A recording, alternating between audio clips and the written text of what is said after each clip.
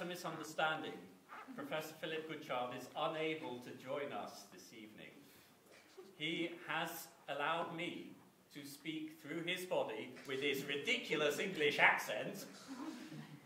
Let me introduce myself. My name is Arjuna. I am a Hindu. When it comes to discussions of whether Christians should preach the gospel, and when it comes to preaching the gospel, the voice of those of other faiths is not usually heard. So I therefore thank Philip Goodchild for letting me have a voice in this debate, because I know many of you are not Christians yourselves.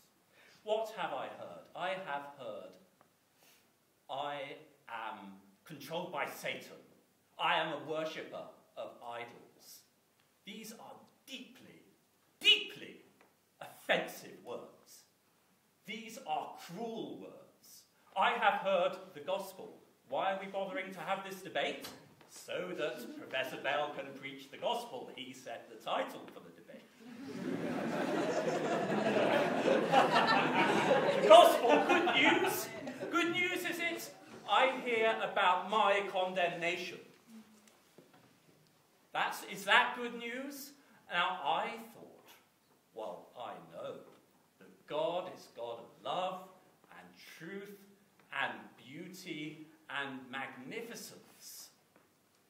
And the God that I worship is not going to be concerned about which club I belong to. Because there is one God, one truth. And that God will not spurn anyone who turns to him. So, what have we heard from the others? We have heard words. Words. That only the word can save you. Is this what human spirituality is? A word?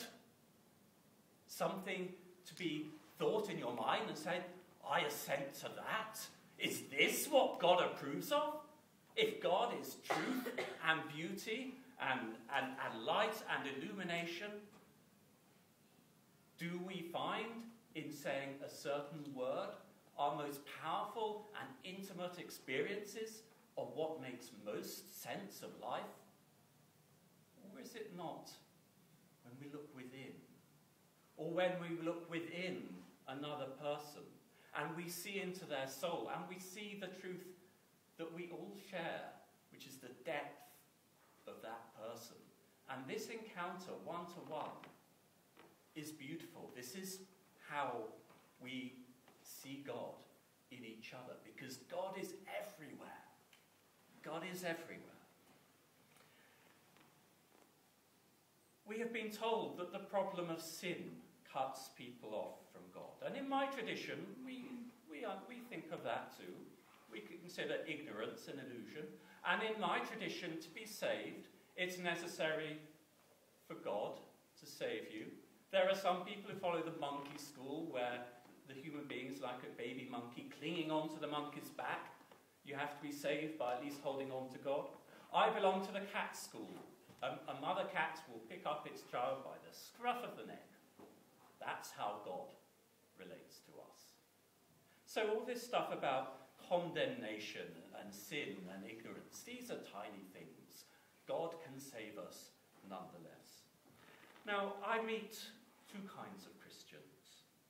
There are those who cut themselves off from everyone else. They build a wall around themselves with words. They preach outward. They hear nothing. They don't relate to us. They are anxious. They're anxious about their salvation. They're anxious about my salvation. And it's very touching that they can be so concerned. But if they had just a little bit more faith, then the anxiety perhaps should go away, because God is so much bigger than anything that we can imagine. Instead, they remain huddled together, preoccupied with themselves, whether or not they preach the gospel to enough people in order to have done their duty, in order to have earned their salvation. Perhaps the motion should read, sometimes it is necessary for those of other faiths to preach the Christian gospel to some Christians. There are other Christians I meet who are all too ready to renounce themselves in favour of Christ and in favour of Christ's example of love. They open themselves up to others, they listen to others, they establish a relationship to others, and they do it by following Christ's example in his passion and crucifixion. They do it through their silence. They do it through their patience. They do it through their humility. And I, as a Hindu, do not see the resources in my tradition that speak of this amazing humility that can build human relationship. So I, as a Hindu, I love truth. I love all truths, and truths are found anywhere. And truths are found in Christianity that we Hindus need to hear and we need to learn from.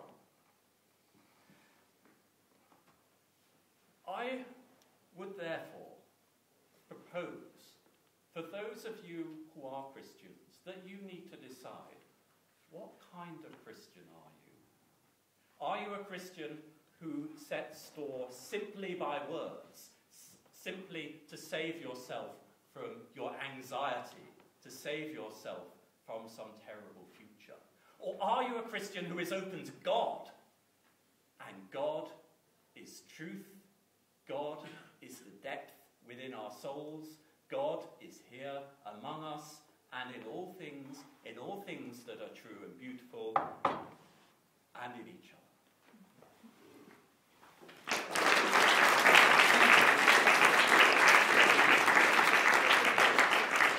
My apologies, I wasn't notified that there was going to be a change in the speakers this evening. This House is now going to open the debate to the floor. If you would like to make a point, ask a question of one of our speakers, and jump in with us here, we'd